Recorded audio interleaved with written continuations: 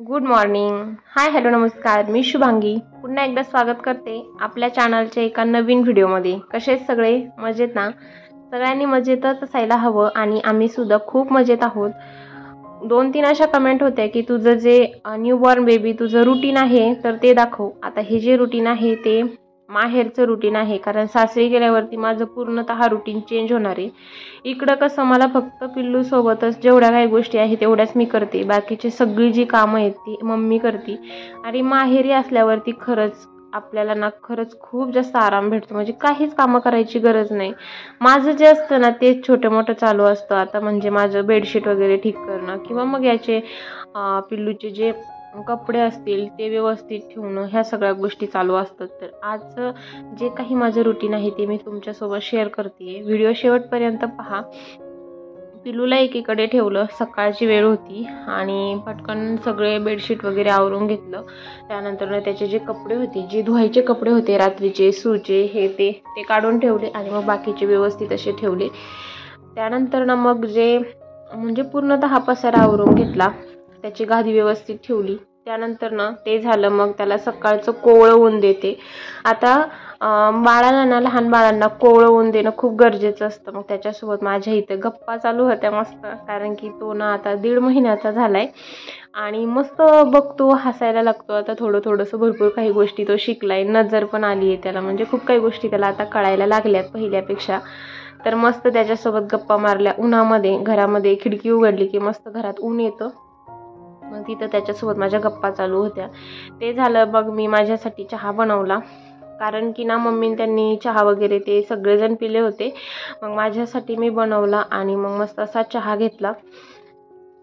आणि जरी त्याला मी कोवळं ऊन देते ना तरी पण डॉक्टरांनी व्हिटॅमिन आणि कॅल्शियमचे जे मेडिसिन आहेत ना तर ते दिलेले आहेत. म्हणजे ड्रॉप थोडेसे 2-3 म्हणजे त्याला 5 थेंब द्यायचे. आणि कॅल्शियमचे पण आहे. जरी आपण उन्हामध्ये बाळांना ठेवतो, पण जे काही बाळांना उन्हामध्ये किंवा जे काही गोष्टी भेटत नाहीत त्या गोष्टी मग ह्या औषधांमध्ये असतात. त्यामुळं हे आम्ही जेव्हा डिस्चार्ज झाला ना तेव्हाच दिले होते. 1.5 ते 2 महिने, म्हणजे जोपर्यंत त्या बॉटल संपत नाही तोपर्यंत त्यांनी सांगितले होते द्यायचे. लय तुम्ही 2.5 ते 3 महिन्यापर्यंत पण देऊ शकता असं त्यांचं म्हणणं होतं. पण आता तो 1.5 महिन्याचा झालाय आणि पहिले ना औषधं पटकन घ्यायचं, पण आता ना थोडीशी टेस्ट आली आहे. म्हणजे कसं दुधाचं टेस्ट आणि औषधांची टेस्ट आता कळायला लागली. औषध दिलं ना की असं एकदम बाहेर काढायला शिकलाय. त्याला औषधं दिले, एकीकडे ठेवलं, त्याला मस्त तिथं खेळत होता. मग मी माझा नाश्ता करून घेतला, कारण की सगळ्या काही गोष्टी टायमातच खाल्लेल्या बऱ्या असतात. नाहीतर मग काय होतं की त्याला मोडशी होते, म्हणजे अशी होते सारखी पोट वगैरे दुखतं.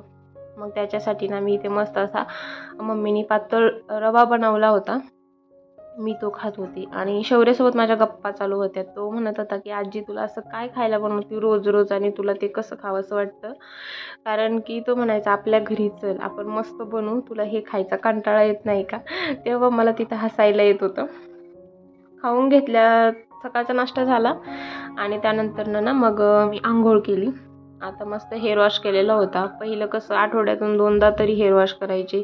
उन्हाळ्यामध्ये जास्त तुम्ही आठवड्यातून 3दा जरी हेअर वॉश केला तरी मस्त असे केस छान वाटतात, थोडंसं थंड पण फील होतं. पण आता तसं नाही. बेबी झाल्यावरती पूर्णतः आयुष्य आपलं चेंज होऊन जातं. आठवड्यातून एकदाच हेअर वॉश करायचा. मग हेअर वॉश केला, बाहेर थोड्या वेळ बसले, म्हटलं केस लवकर सुकतील आणि परत त्याला सर्दी वगैरे होईल, तर त्यासाठी माझं आवरून घेतलं. तेवढ्यात मम्मीने पिल्लूला आंघोळ वगैरे घातली, मालिश केली, आंघोळ घातली. त्यानंतर मग त्याला झोपी लावलं आणि तो झोपातून उठला. इथं मग चालू होते माझा त्याचा मेकअप.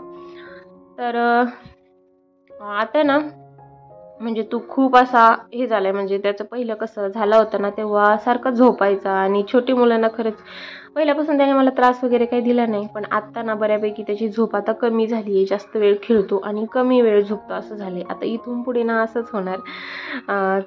तर असो, बऱ्यापैकी मला 2-3 कमेंट्स पण होत्या, इन्स्टाला पण होते की तू बेबीसाठी कुठले प्रोडक्ट्स वापरते किंवा साबण वगैरे पण कुठली वापरते. तर पहा, मी सगळे जे प्रोडक्ट्स आहेत ना ते हिमालयाचे वापरते. आता जेव्हा मी हॉस्पिटलमधून डिस्चार्ज झालो ना, हॉस्पिटलच्या मेडिकलमध्येच हिमालयाची बेबी किट होती की ज्यामध्ये सगळ्या काही गोष्टी होत्या हिमालयाच्या. आणि मी आता एकदा ते वापरलं आहे ना हिमालयाचे प्रोडक्ट, सो मी त्याला तेच वापरणार आहे शेवटपर्यंत. कारण की हे ते असे नको. शौर्यला ना मी सगळे जॉन्सन्स बेबीचे वापरले होते, पण आता मी याला सगळ्या काही गोष्टी हिमालयाच्या घेतल्यात. मग आता हिमालयाचेच वापरणार, पावडर किंवा भरपूर काही गोष्टी. त्यानंतर तू सोप कोणता वापरते बेबीसाठी ते पण कॉमेंट्स होत्या.